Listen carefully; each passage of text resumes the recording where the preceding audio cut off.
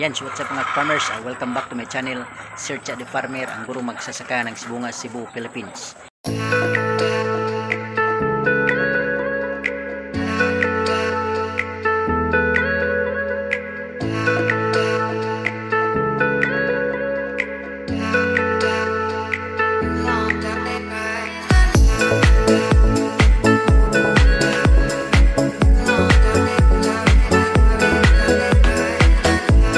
If you are new to this channel mga farmers, please don't forget to subscribe and click the notification bell in order for you to be notified with my coming videos. Thank you and enjoy this vlog.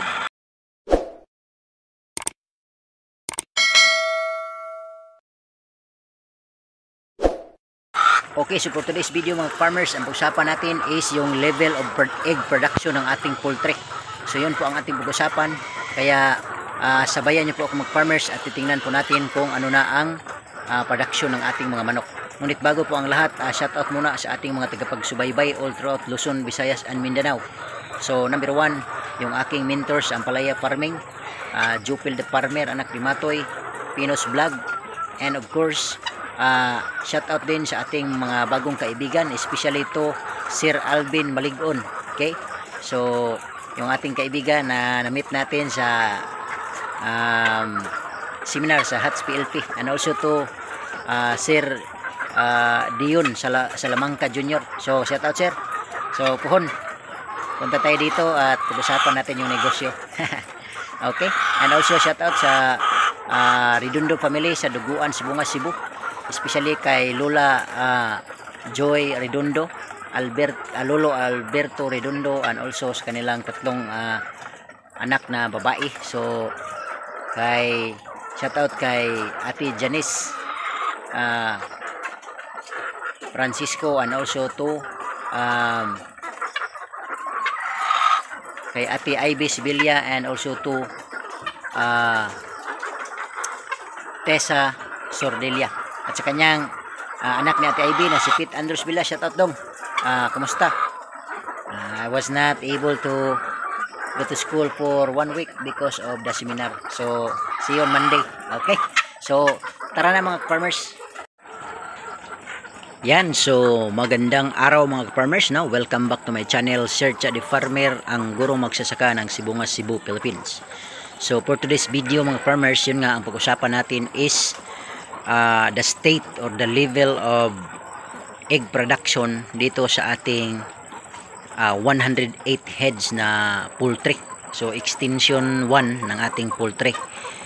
Okay, so as far as I can observe mga ka-farmers, and as I also counted the eggs, no, out from 108 heads, ngayon ang nangingitlog is already 100.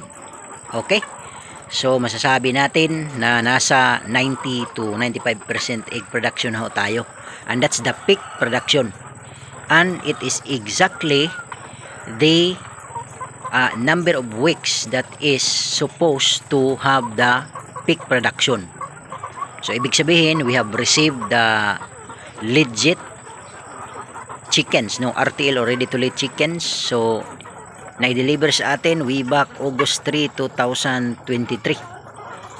16 weeks yung na-deliver, and today nasa ano na natin, 25 weeks na. Okay, so 16, 17, 18, 19, 20, 21, 22, 23, 24, 25. So 9 weeks na nasa kamay na natin.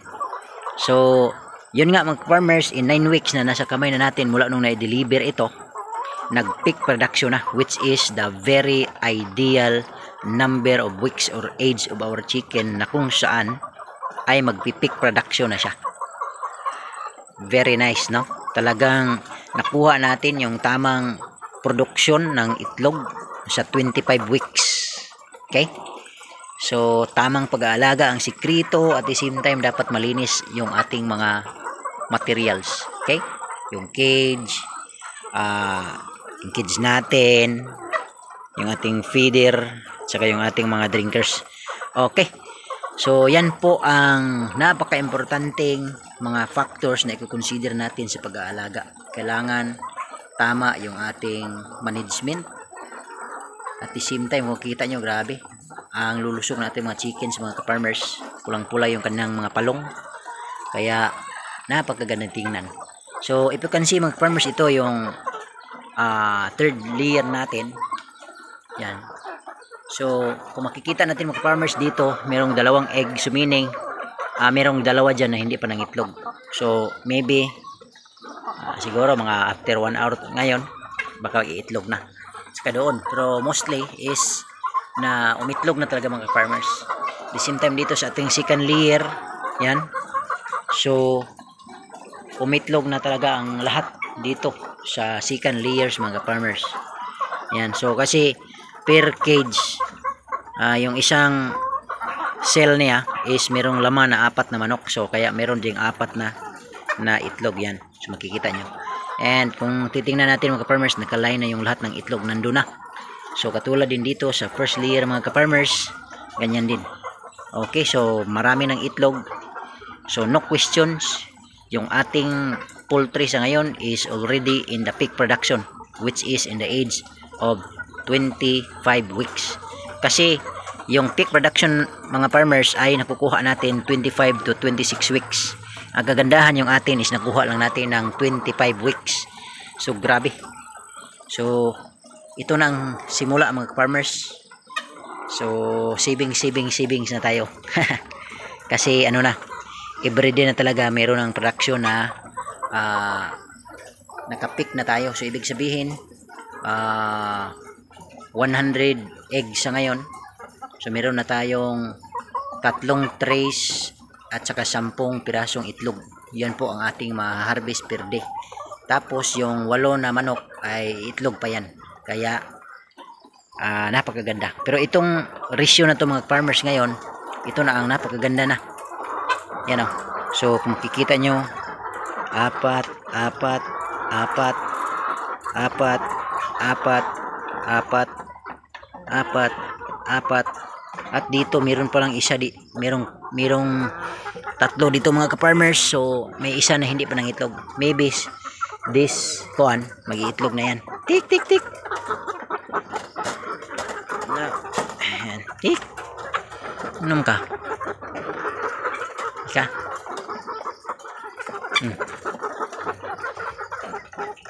Itlog ka. Yan. Tingnan niyo yung farmers, mababait.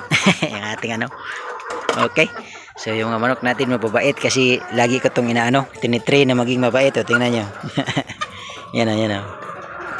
Mababait yung mga ano natin, yung mga chickens natin, kaya walang problema. Kinakausap kasi natin to minsan. Every morning at saka every night mga farmers. Yun po ang state natin ngayon mga farmers, no? So our egg production is already 90 to 95%. Yan. So very kanang ideal sa edad na 25 weeks to 26 weeks ay nakapag ano na, dapat nakapag peak ay nasa atin, nakuha lang natin sa 25 weeks. So grabe.